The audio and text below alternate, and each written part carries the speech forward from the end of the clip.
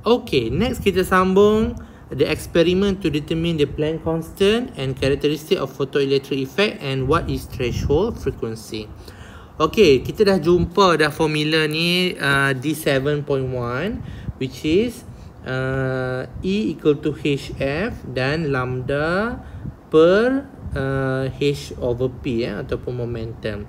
Okay, and kalau kita recall bab sebelum ni kita ada belajar satu lagi formula, iaitu berkaitan energi juga, berkaitan elektron juga dalam term ionic emission ya. So E equal to EV ya. Okay, so kita nak tengok hubung kait. Okay, so kita tengok how can the value of the H can be determined in the laboratory. Jadi macam mana nilai H ni kita boleh determine dalam makmal. Okay, nanti kita tengok correlation between tiga ni, tapi kita tengok dulu how the experiment will be conducted. Okay, so kita tengok activity 7.5. This activity, the aim of this activity is to determine the value of Planck constant using the Planck's constant kit. So inilah Planck constant kit. Okay, so Planck constant kit ni dia ada voltmeter, milliammeter, red LED, potentiometer dan juga bateri. Okay, so macam mana ni kita nak buat ni? Okay, ini LED ni adalah stand for light emitting diode. Light emitting diode. Diode pemancar cahaya. Okay, kalau diode biasa, kita dah belajar dah diode sebelum ni. Okay, diode ni dia ada N dengan P kan. Contoh lah, P dengan N kan. Bukan contoh memang ya. Okay, N dengan P. Okay, dan di tengah-tengah ni kita tahu ada depletion layer. Okay, as you all know, kalau dia itu ialah forward bias. Okay, so kita tahu the electron will jump from the N into the hole at P kan. Dia akan masuk ke dalam hole. Elektron tu masuk ke dalam hole. So what happen here, bila elektron tu masuk ke dalam hole, dia akan release certain energy. Dia akan release energy which is photon. Dia akan release photon. Okay, so macam kita belajar di 7.1, apabila elektron tu masuk ke dalam hole ataupun elektron tu jatuh ke shell dia yang ke bawah, dia akan release photon which consists of its own frequency. Jadi its own frequency tu akan mengeluarkan cahaya lah sama according to the frequency. Macam tu. Tu adalah working principle untuk LED. Macam mana LED tu boleh menyalakan lampu. Apabila elektron tu dia masuk ke dalam hole ni, dia akan mengeluarkan tenaga. Okay, so macam mana kita nak tahu tenaga ni dia akan keluarkan warna biru ke, yellow ke kan. So this is according to the material yang dia akan guna lah, semiconducting material yang dia akan guna. Dia akan pilih lah, contohnya blue, dia akan pilih indium, gallium arsenide, macam tu lah nama-nama bahan dia. Contoh okay,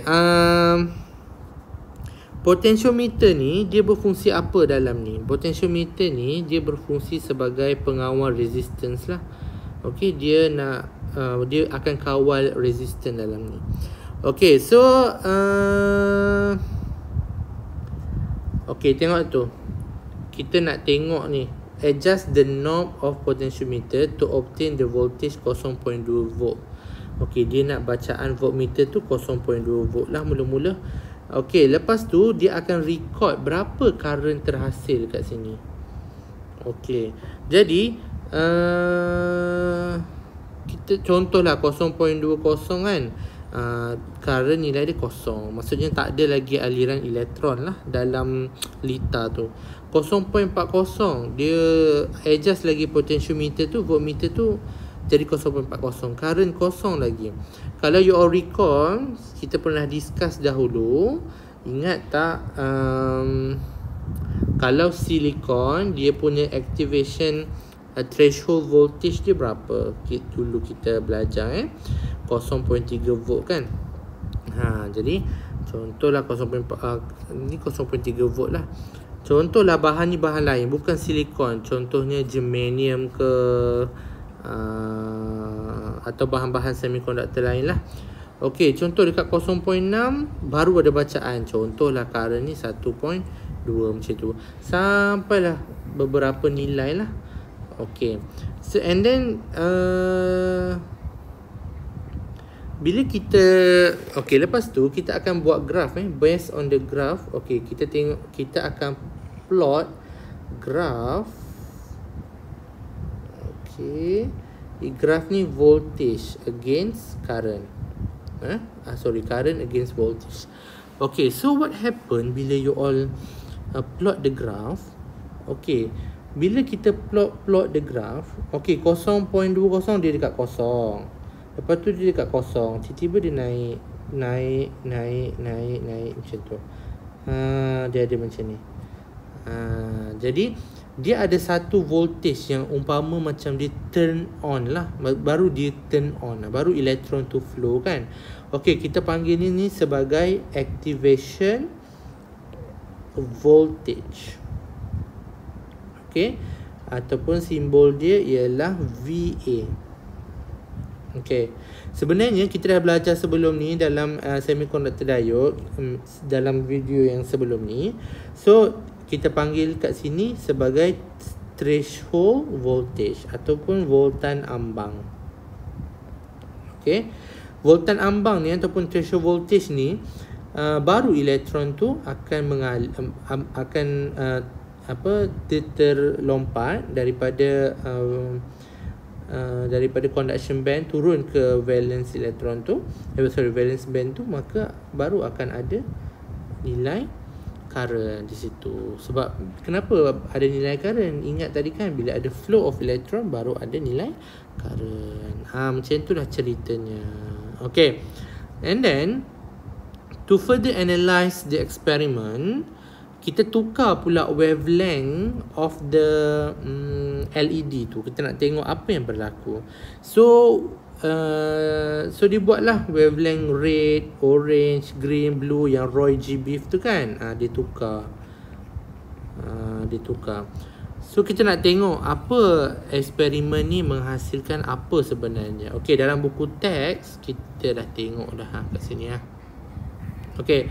The activation voltage VA can be obtained through V intercept from the graph of I against V. So ni lah, tadi sudah terang kat sebelah dah. So activation energy datangnya daripada betul lah, X intercept ataupun V intercept. So the activation voltage VA has a linear relationship with 1 over lambda as shown figure 7.1. The gradient of the graph VA against 1 over lambda M is equal to the HC over E. Therefore the value of mana datang ni. Jom kita tengok.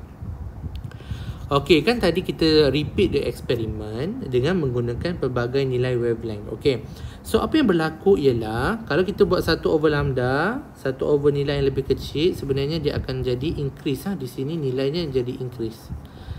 Okay, apabila kita buat eksperimen, kita dapati bahawa when 1 over lambda increases, the activation voltage also increases. So kita akan obtain satu graf yang macam ni .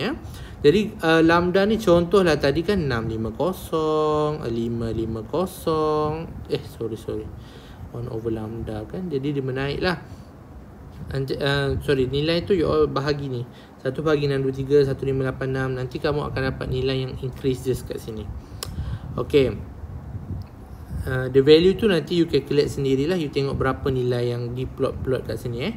So daripada plotting tu nanti you akan dapat satu garis macam ni . VA melawan 1 over lambda. You akan dapat garis linear. So mana datangnya daripada HC? Mana datangnya ni HC over lambda ni?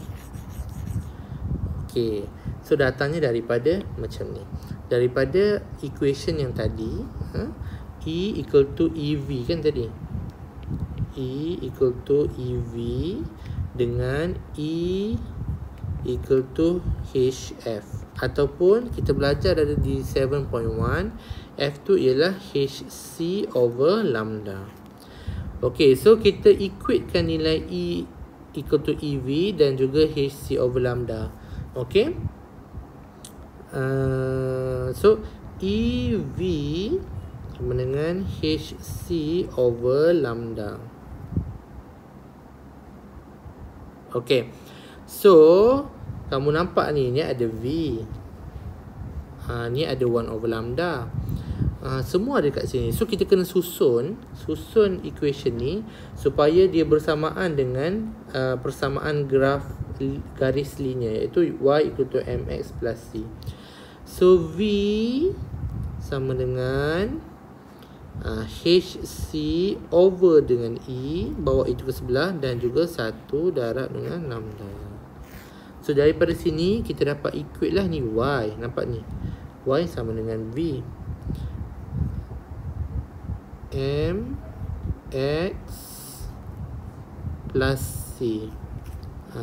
So obviously kita dah dapat lah nilai gradient tu sebenarnya HC over E, dan juga X tu ialah 1 over lambda lah tadilah. Jadi sebab itulah daripada eksperimen tadi kita dapat determine value of H menggunakan nilai gradient tadi tu.